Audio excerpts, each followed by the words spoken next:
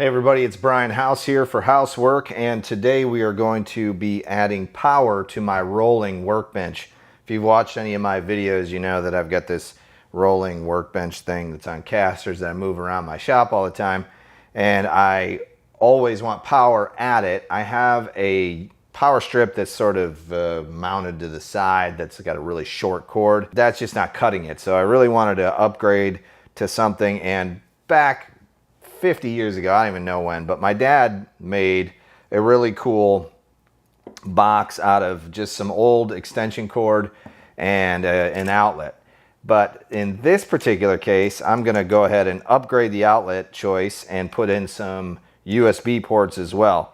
This is an LTUR 4.2-15. You can find these on Amazon. And full disclosure, I was shipped these by the manufacturer. They wanted me to do a review on it, but I want to take it a step further. The quality of the product looks fantastic. I've ordered lots of USB outlets online, and this one is definitely at the top of the list.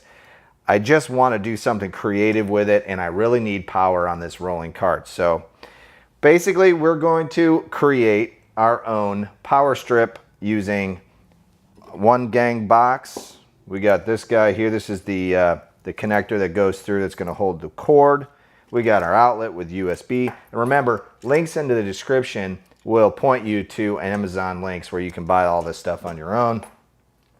Some wire strippers and a sharp utility knife. This is really easy to do. Just make sure you don't have this thing plugged into the wall while you're doing it.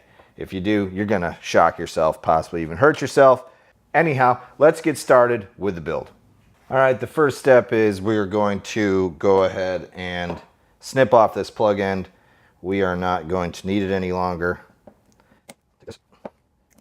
Get rid of it. And we want to peel back the shielding on this thing ever so carefully so that we can expose some wire.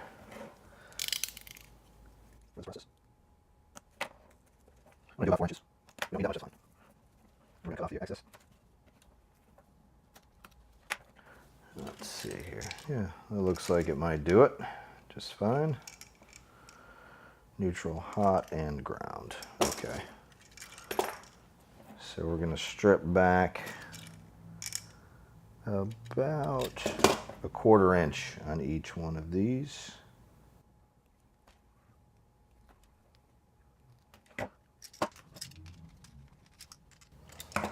You may want to do a little more on the ground. Twist up the wiring here. Yep, that looks about right. Now we need to knock out the bottom hole here. I just like to do that with my screwdriver and a hammer if you need it. Some of them are easy, some of them are not. And then that's where this guy comes in. This is I don't even know what they call this. You can get all this stuff at Home Depot or on Amazon. You put this in.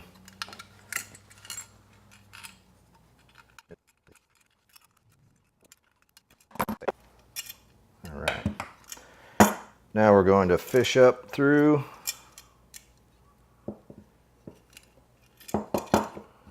our wiring. Give us a little bit to work with there. Like I said, it's really straightforward on how to do this. The instructions will tell you what colors go where.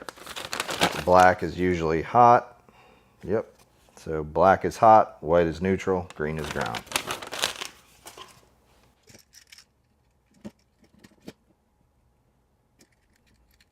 These are ground.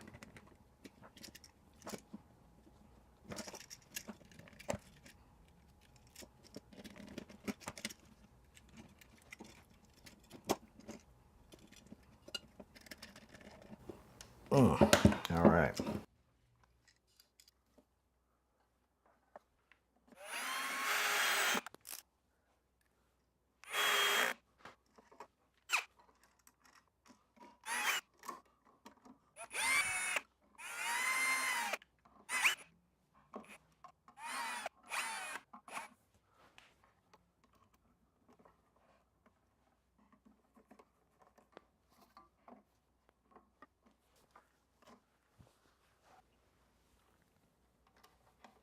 So I've had this installed on my Workbench now for 2 days. I've plugged everything into it from my phone to power tools, and it has held up really well.